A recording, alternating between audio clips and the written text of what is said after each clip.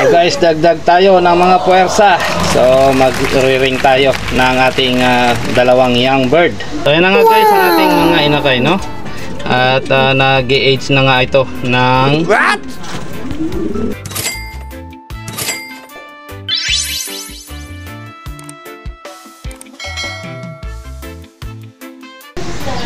So para naman hindi tayo mahirapan kapag tumanda-tanda sila ng konti. Nasa version 056, 785 and 786. So nagsimula nga tayo guys sa pinakamataas na sa 100 or yeah. So nandito na tayo sa 785, 786.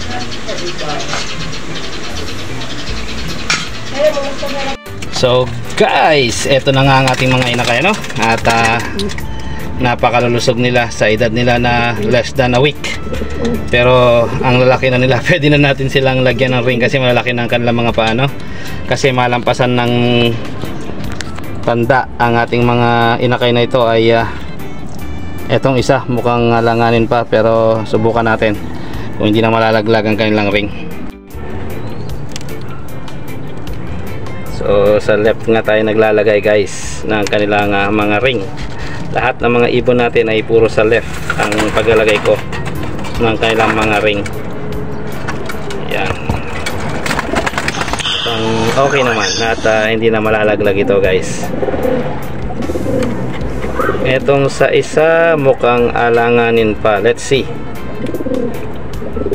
So I believe hindi pa siya pwede guys.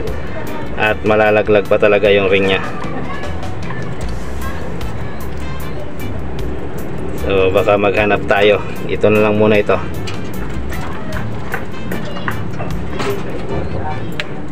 Heto na nga. At ang isa ay meron na, no? So yung isa wala pa.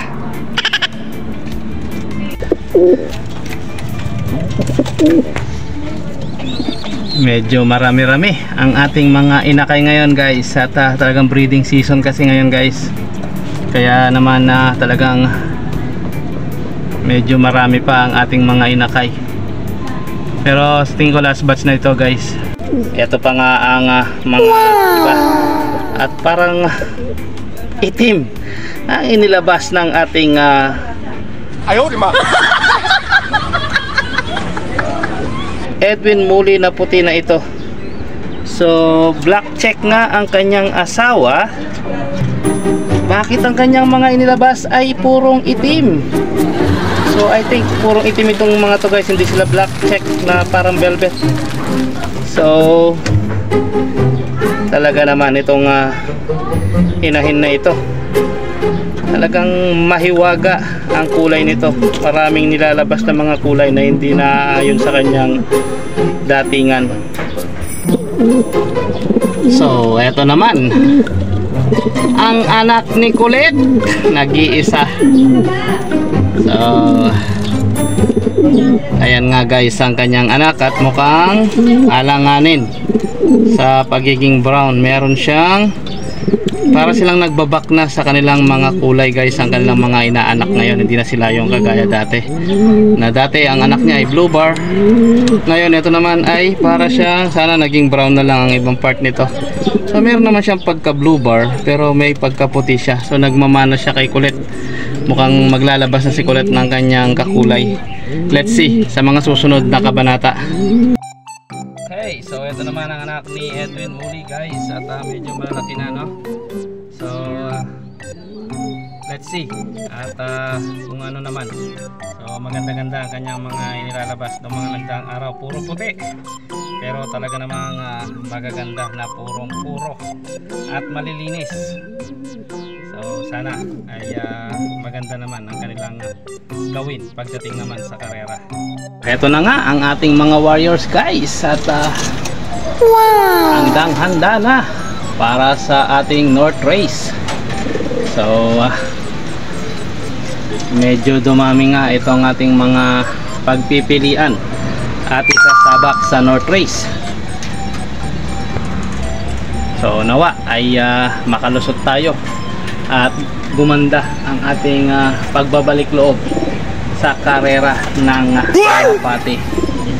So eto nga, sinama na nga natin itong mga 6 na ito na nawala ng 1 linggo. 1, 2, yun pa, 3,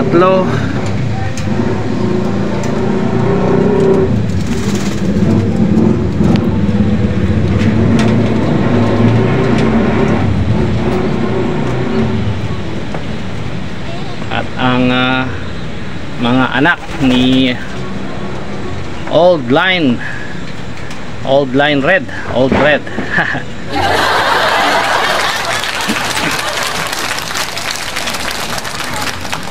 So si Putol.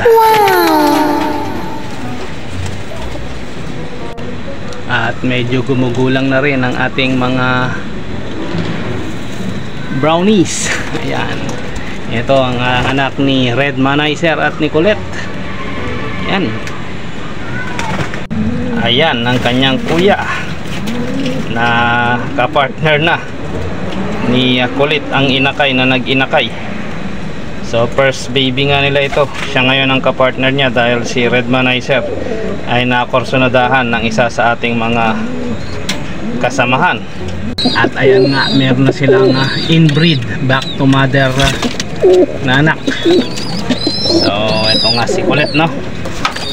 Ayan, si Kulit ang inakay na nag-inakay at ang kanyang partner na panganay niyang anak. So si Old Line Red. Ayan. At ang ating Tacloban siblings. Ayan. So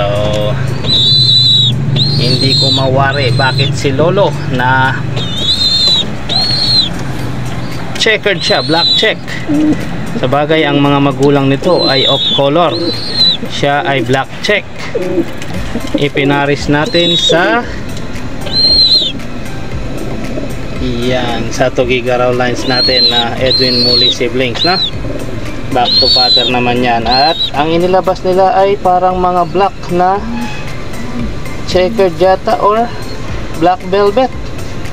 So medyo puti sila sa likod, so malalaman natin yan, na. At ang inilabas nga ni Old Line Red ay puro blue bar. Ayan.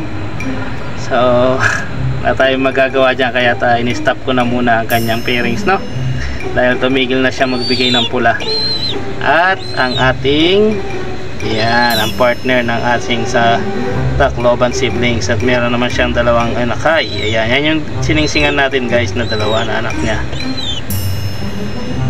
So medyo malalaki na sila. At mga 1 o 2 araw ilalagyan ko na rin ng ring ang isa.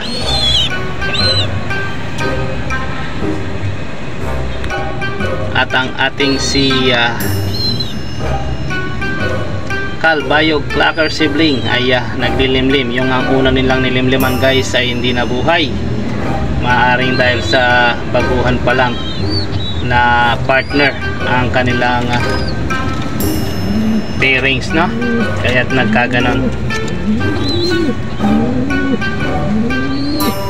Anyway, sana ay mabuo na itong mga pagkakataong ito ang kanilang pangalawang clutch.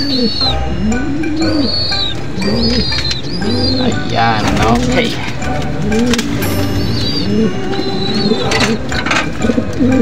At si Kulit nga, ayan. So kaganda-ganda na ng anak ni Kulit at malaki na. Mukhang more on nagmana sa kanyang nanay na white plating C, kaya't puting-puti ang anak ni Kulit.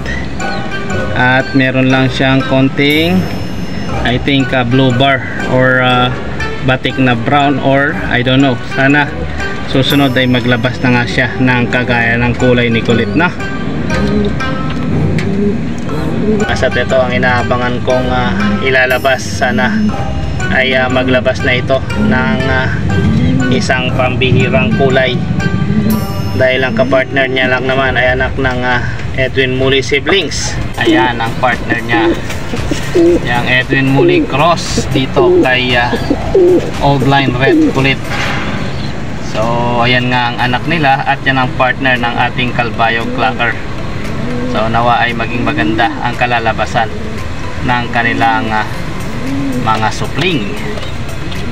So ayan na nga, palipad tayo guys ng ating mga young bird.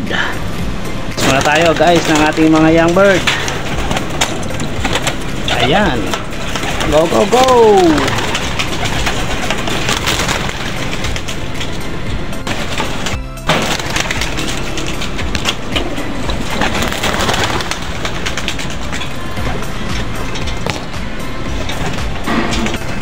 Alam nyo po ba, ang anak na yan ni Old Line Red at ng pares ni Kalbayog siblings, ito ang kanyang nanay, si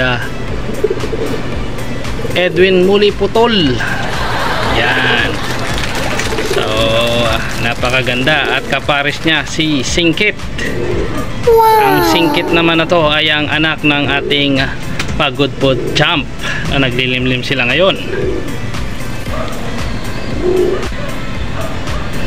So yun lamang guys, ito ang inyong lingkod, Be Finest World.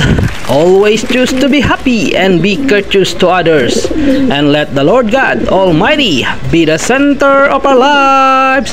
Bye for now and God bless.